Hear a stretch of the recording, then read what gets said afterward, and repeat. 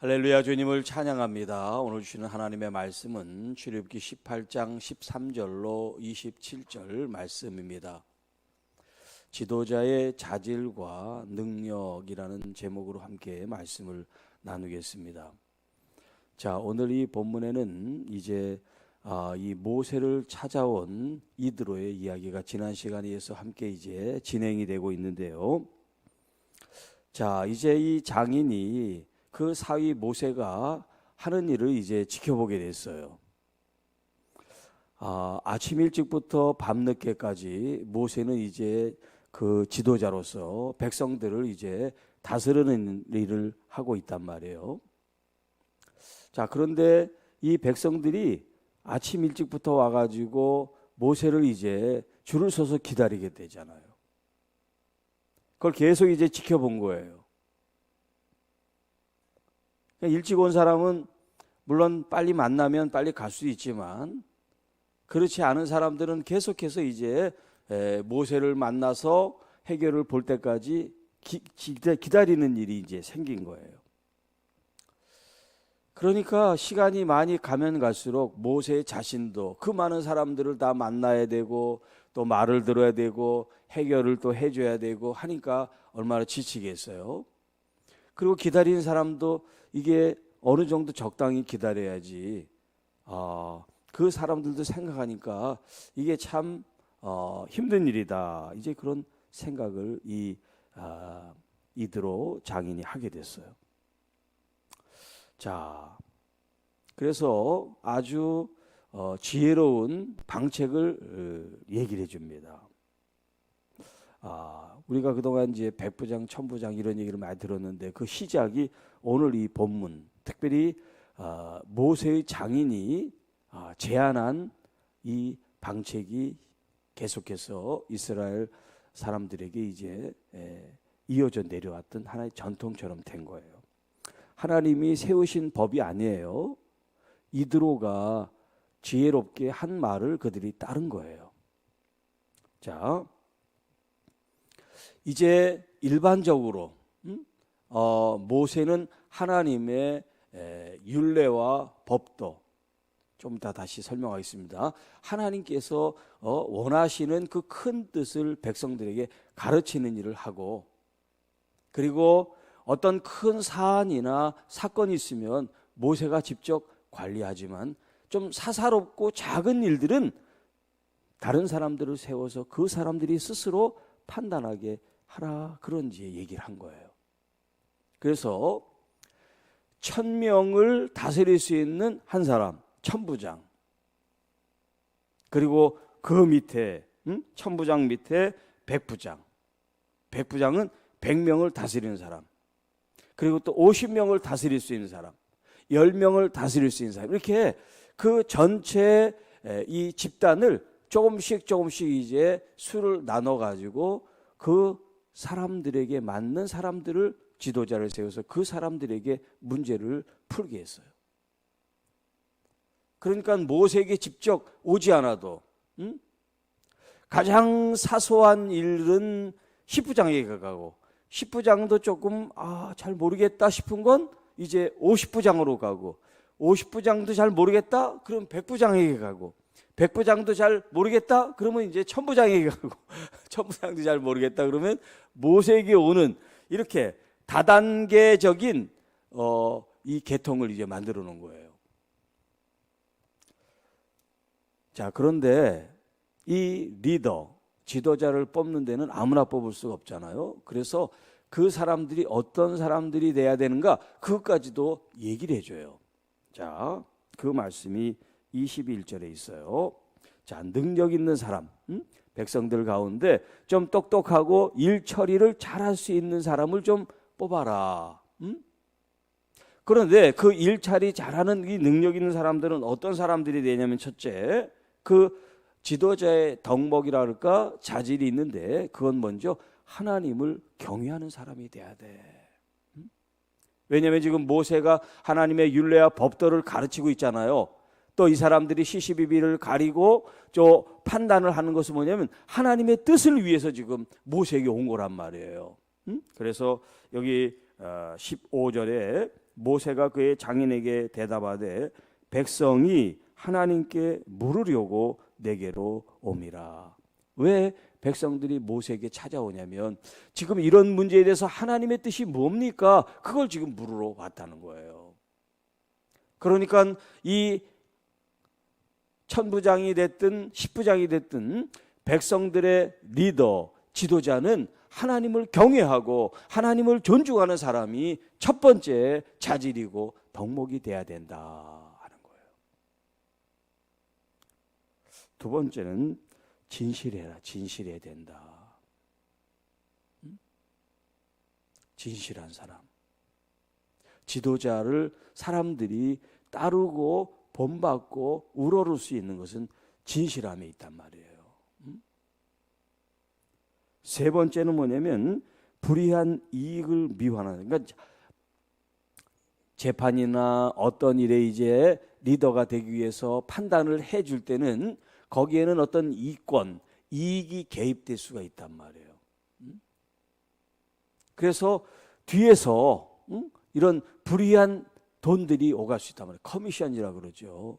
청탁을 하고 뇌물을 주고 이런 일이 세상 사는 이 세상에 여전히 있단 말이에요. 그래서 이 사람 지도자들은 특별히 이런 불의한 것에 대해서 미워하는 마음, 다시 말하면 정의로운 마음, 바른 공정한 마음이 있어야 된다. 이런 리더의 자질에 대해서 말씀을 해요.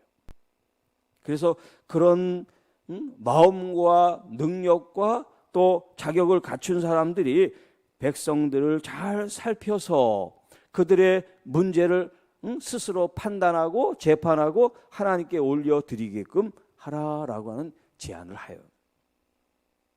자, 이게 이제 장인 이드로가 모세에게 이제 보여준 방책이고 지혜예요.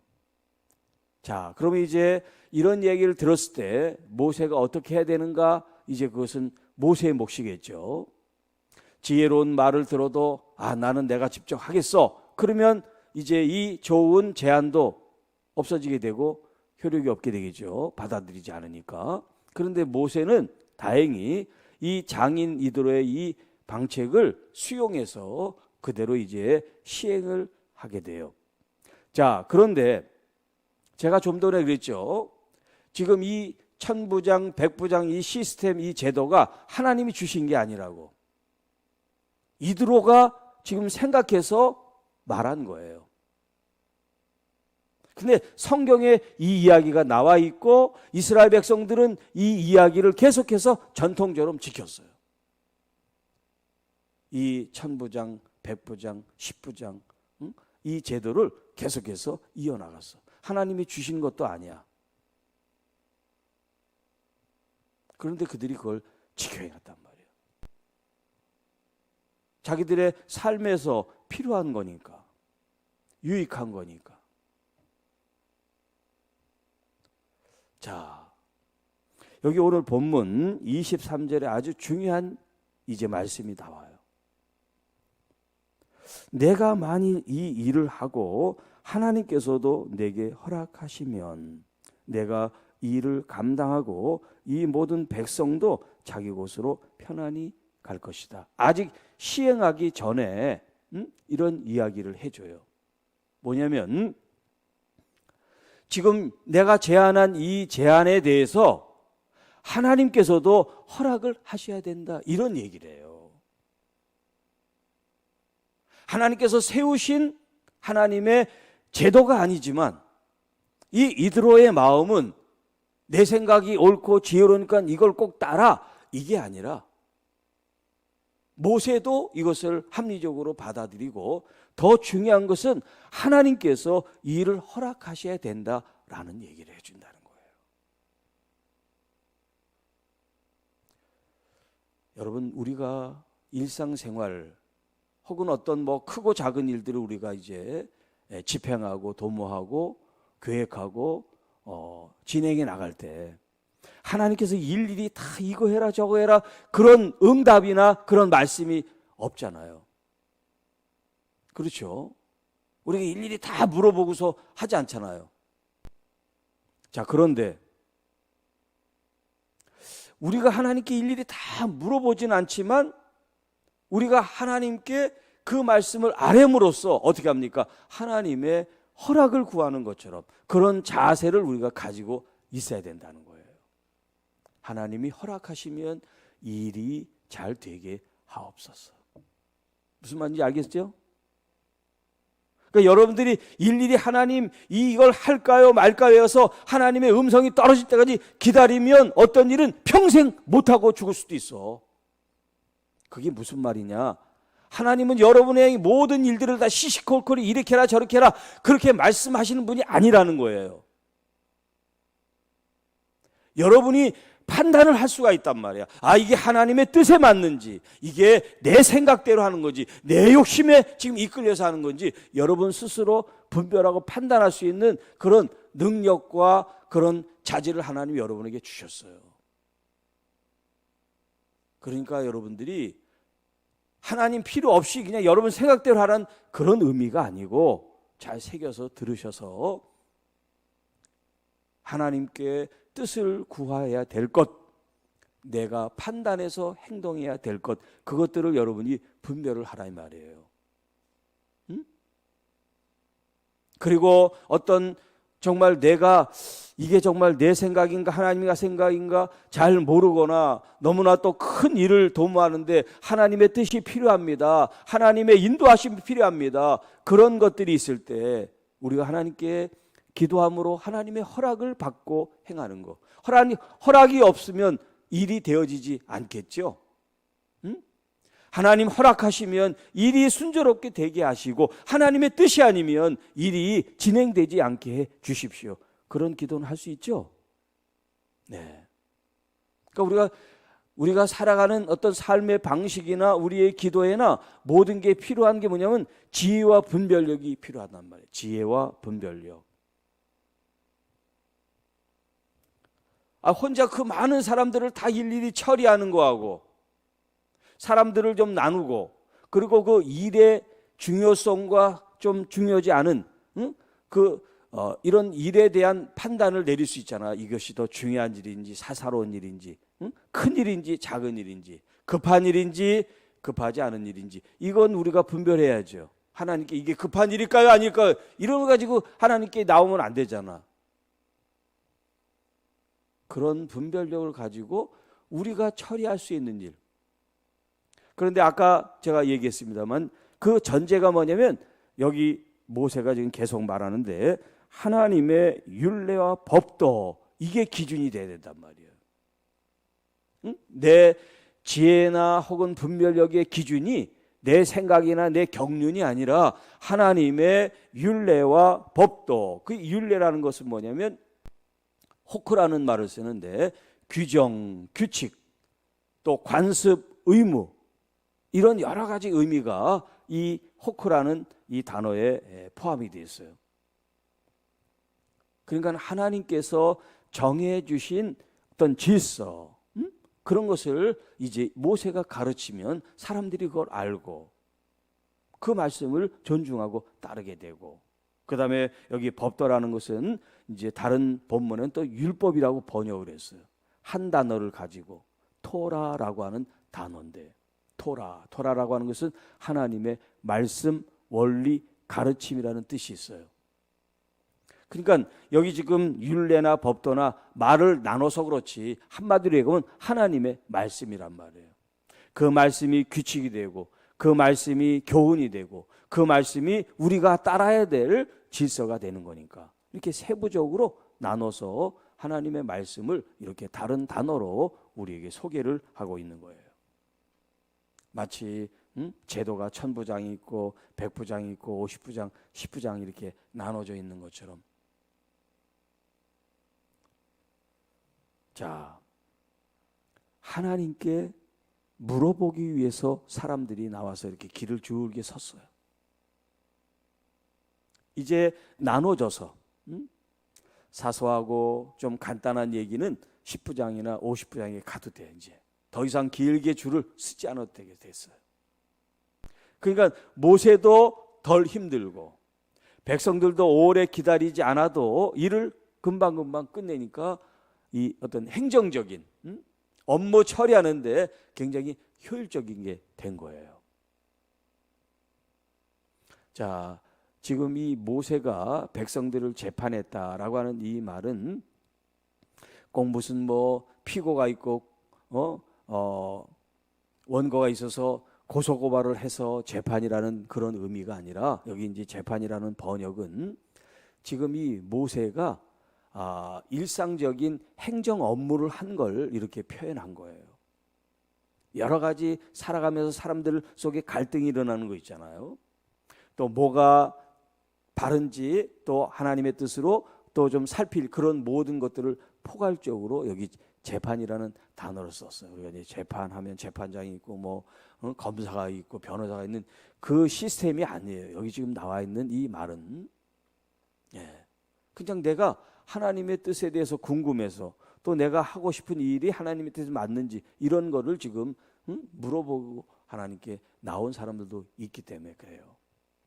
자, 이때는 아직 이제 율법이 확립되기 전이라 그래요. 이제 계속해서 하나님께서 모세에게 말씀을 하신단 말이에요. 그 말씀이 이제 기록이 되고 또 자료가 남겨져서 이제 더 많은 하나님의 규칙들 혹은 율법들, 법도와 율례, 규정들 이런 것들이 이제 세워지죠. 그러면 이제 지금처럼 이런 이제 일들이 더 이제 잦아들게 되겠죠. 서로들 아니까. 지금은 초기 단계라 지금 이런 방법을 쓰고 있었단 말이에요. 자, 그러니까 어떤 단체든 모임이든 리더가 필요한 거예요. 리더. 지도자가 필요한 거죠. 사람들을 하나님의 말씀으로 잘 이끌어 나갈 지도자가 필요한 거예요. 그 지도자의 자질이라 할까? 덕목, 그런 측면에 대해서 여기 21절에 능력 있는 사람. 그런데 그 능력 베이스에는 뭐가 필요하느냐면 하나님을 존중하고 경외하고 두려워하는 마음이 있어야 된다.